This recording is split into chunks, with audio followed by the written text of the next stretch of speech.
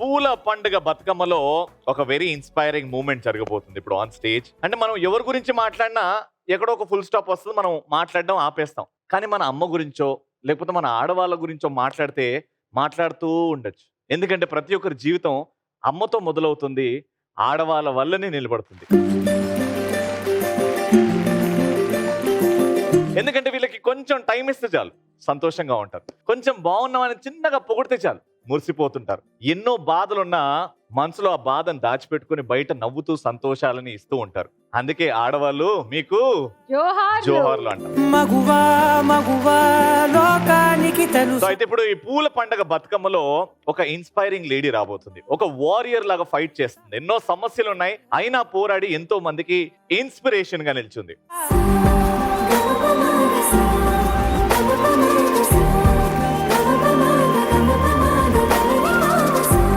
Welcome Rajani గారు, ముందుగా మీకు బతుకమ్మ పండుగ శుభాకాంక్షలు. Thank you so much. అందరికీ బతుకమ్మ శుభాకాంక్షలు అండి. థ్యాంక్ యూ సో మచ్ అండి. సాయి చంద్ గారి గురించి చాలా తెలుసు. ఆయన ఒక ఇన్స్పిరేషన్ మా అందరికి. అంటే స్టేజ్ మీద పర్ఫామ్ చేసే ప్రతి ఆర్టిస్ట్ కి ఆయన ఒక ఇన్స్పిరేషన్. మీ గురించి కొంతగా తెలుసుకున్నాం, కానీ ఈ షో తర్వాత మీ గురించి ఇంకా పూర్తిగా తెలుసుకున్న తర్వాత నిజంగా ఎంతగా ఇన్స్పైర్ చేస్తున్నారు బయట ఉన్న ఆడవాళ్ళని కానివ్వండి. చాలా మంది మిమ్మల్ని చూసి చాలా నేర్చుకుంటున్నారు. మీ స్టోరీ లేకపోతే మీ లైఫ్ స్టైల్ వల్ల చాలా ఇన్స్పైర్ అయిన వాళ్ళు ఇక్కడ కూడా ఉన్నారు. వాళ్ళు మీతో మాట్లాడాలనుకుంటున్నారు, వాళ్ళకున్న ప్రశ్నలు మిమ్మల్ని అడగాలనుకుంటున్నారు.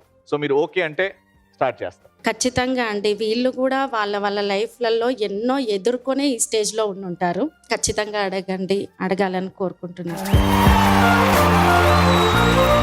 శ్రావణి గారు, యాక్చువల్లీ రజనీ గారు నాకు పర్సనల్గా తెలుసు, నేను వాళ్ళ ఇంటికి కూడా విజిట్ చేశాను.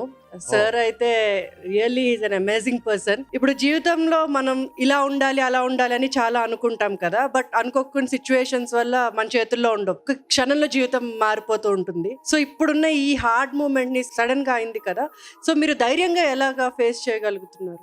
మనిషి లేరు అనుకుంటే బలహీన పడతాం, మనతోటే ఉండు అనుకుంటే బలంగా ఉంటాం. పరిస్థితులు బలహీనమైనవి, వ్యక్తి బలహీనమైన వాళ్ళు కాదు అనేది నా ఉద్దేశం. ప్రతి మనిషికి బలహీనమైన పరిస్థితులు అనేకం వస్తాయి. అప్పుడు వ్యక్తి బలహీన పడిపోతే ఈ సొసైటీలో హిస్టరీ సృష్టించే వ్యక్తులే ఉండరు. కాబట్టి ఈ క్షణం బలహీనమైనది కావచ్చు నా జీవితంలో, కానీ నేను బలమైన శక్తిగా ఎదగాలనే ముందుకు అడిగి వేశాను. అదే సాయి చంద్ కోరుకుంటాడు. కోరుకుంటాడు, నాలో కోరుకుంటాడు.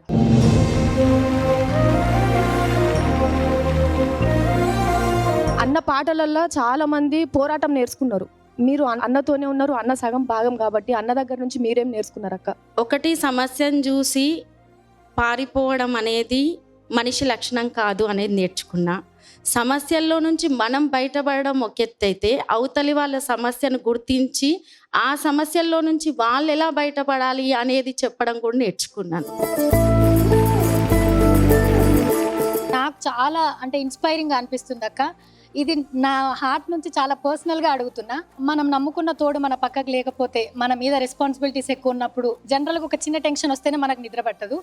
అట్లాంటిది రోజు రాత్రి ఏం దలుచుకొని పడుకుంటావు, తెల్లారి ఏం హోప్తో లేస్తావు అక్క నువ్వు? ఈరోజు సాయి వస్తాడు అని తలుచుకొని పండుకుంటా, తెల్లారి సాయి ఒక పని చెప్పిపోయిండో ఆ పని చెయ్యాలని తలుచుకొని లేస్తా.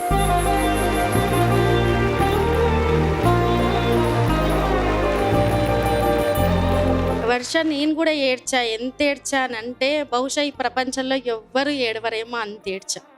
కన్నీళ్ళు ఎండిపోతాయంటే నేను పుస్తకాలనే చదివా కన్నీళ్ళు ఎండిపోతాయని, ప్రాక్టికల్గా చూసా.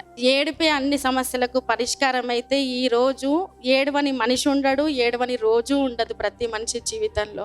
నాకు కూడా తట్టుకోలేనంత దుఃఖం ఉంది, బాధ ఉంది, వస్తుంది. ఒక పెద్ద అగ్నిపర్వతమే ఉంది నా గుండెల్లా.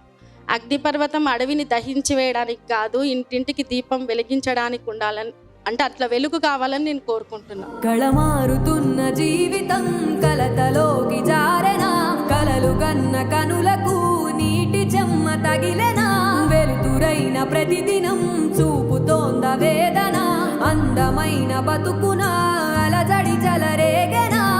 ఇలా చాలా సమస్యలు, అంటే యాజ్ అన్ ఆర్టిస్టులు పక్కన పెట్టేస్తే మనుషుల్లాగా చాలా సమస్యలు ఉన్నాయి. కానీ బయట ప్రపంచం వాళ్ళకి నవ్వుతూ ఉన్నారు, డబ్బు సంపాదిస్తున్నారు, వీళ్ళకి ఏంటి అని. బట్ ఆ సాఫ్ట్ సైడ్ తెలియట్లేదు. అలాగే సునంద, ఒక పరిస్థితి ఎదుర్కొన్నావు, అన్న నుంచి బయట పడ్డావా లేదా?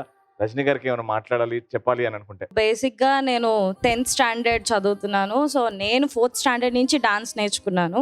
మా ఫాదర్కి ఎప్పుడు కళ ఉండేది, నా కూతుర్ని సెలబ్రిటీ చేయాలి, నేను చూడాలి టీవీలో, అందరికీ చెప్పుకోవాలి అని ఉండేది. కానీ ఆయన అన్ఫార్చునేట్లీ పాస్ అయ్యారు. సో అలా అయ్యాక మేము ఫ్యామిలీ, నేను మా అన్నయ్య మా మమ్మీ రోడ్డు మీదకి వచ్చేసాం. ఎవ్వరు మమ్మల్ని చూడలేదు, చేయలేదు. సో ఆ టైంలో మా మేనమామ మమ్మల్ని తీసుకెళ్ళి చూసుకున్నారు, షెల్టర్ ఇచ్చారు. కానీ ఫుడ్ తినాలి, చదువుకోవాలి, ఇవన్నీ ఎవరు చూస్తారు? నా కళే నాకు తిండి పెట్టింది. దీని అంతటికీ మా మదర్ నాకు చాలా స్ట్రాంగ్గా సపోర్ట్ ఇచ్చారు. రీసెంట్ కోవిడ్ టైంలో మా మదర్ క్యాన్సర్తో చనిపోయారు. అలా మా మదర్ చనిపోయిన 3 monthsకి మా మేనమామ చనిపోయారు.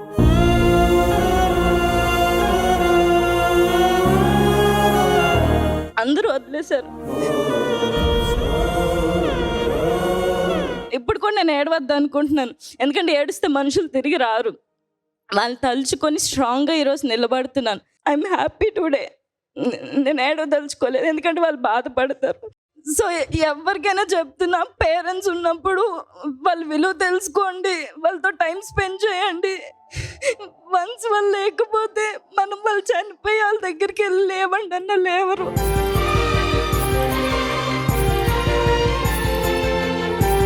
Really inspiring, Amma. Thank you so much for inspiring so many members in this world. Thank you once again. నిజంగా చెప్పాలంటే గుండె బరువెక్కుతుంది, తట్టుకోలేకపోతున్నాను.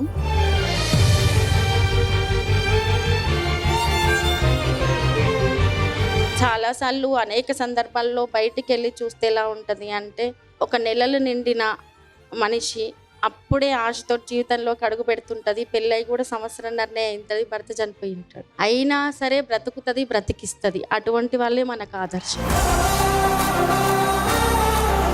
హాయ్ రజనీ గారు. హాయ్. నేను నా లైఫ్లో చేసిన ద బిగ్గెస్ట్ మిస్టేక్ ఏంటి అంటే, నాకు ఊహ తెలిసిన తర్వాత మా నాన్న డ్రింక్ చేస్తాడు, మమ్మీని అబ్యూజ్ చేస్తాడని తెలిసిన తర్వాత లిటరలీ మా నాన్నతో ఒక 13 years మాట్లాడడం మానేసా. 13 years. ఎప్పుడైతే నేను రియలైజ్ అయ్యి తనకి నాన్న నేను సక్సెస్ అయ్యాను అని చెప్పే లోపే తను లేడు. మా నాన్న చనిపోయినప్పుడైతే లిటరలీ సునైన అక్క అయితే చాలా హెల్ప్ చేశారు నాకు. లిటరలీ నా చుట్టాలు కూడా నాకు ₹1 హెల్ప్ చేసింది లేదు.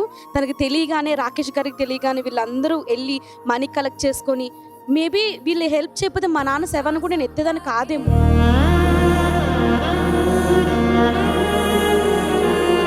అంతవరకు నేను ఆ స్టేజ్కి వెళ్ళిపోయాను. లిటరలీ మీ అందరికీ నా పాదాభివందనాలు.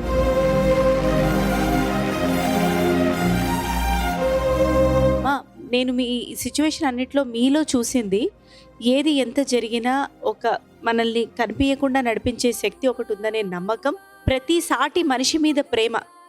ఇట్లాంటి పెద్ద పెద్ద సంఘటనలు జరిగినప్పుడు అందరికీ కూడా ప్రేమించే గుణం చచ్చిపోతుంది, నమ్మకం చచ్చిపోతుంది.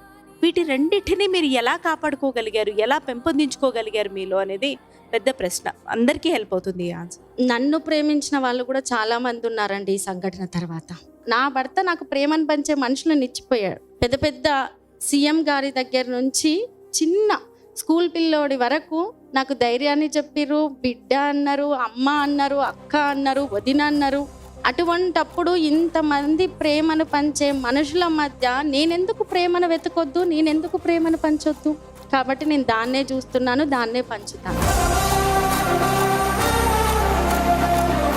నిజంగా మీ కళ్ళులానే మీ విజన్ కూడా చాలా బాగుండాలి, చాలా స్ట్రైట్ ఉండాలి. అండ్ మీ మాటల ద్వారా, మీరు చేసే కార్యక్రమాల ద్వారా ఎంతో మందిని, ఇంకా ఎంతో మంది ఉమెన్ అని కాదు, ఒక వ్యక్తిని ఇంకా ఇన్స్పైర్ చేయాలని కోరుకుంటున్నాను. నిజంగా ఈ పూల పండుగ బతుకమ్మ రోజు కోట్లాది మందితో పాటు మేము కూడా ఈరోజు లైవ్ లో మీ మాటలు వినడం చాలా చాలా అదృష్టంగా ఫీల్ అవుతున్నాం. Thank you so much. Thank you so much Rajani garu. But వెళ్ళిపోయే ముందు బతుకమ్మ అంటే మీకు గుర్తొచ్చింది? తెలంగాణలో బతుకమ్మ అనేది తెలువని ఇల్లు లేదు, బతుకమ్మ ఆడని ఆడబిడ్డ లేదు.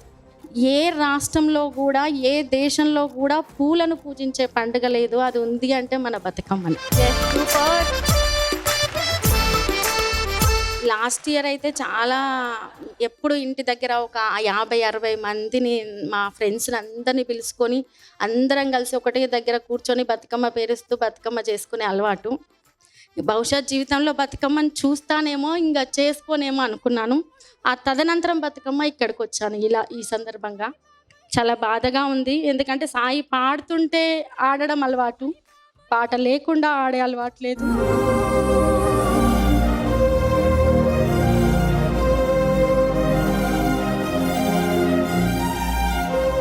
ఏడిస్తే బలహీనులం అయిపోతామని ఏడవలేకపోతున్నా. సరే, థ్యాంక్ యూ. కొమ్మారెమ్మ కొండ కోన చెరువు గట్టు తానాలు ఆడవాన జల్లు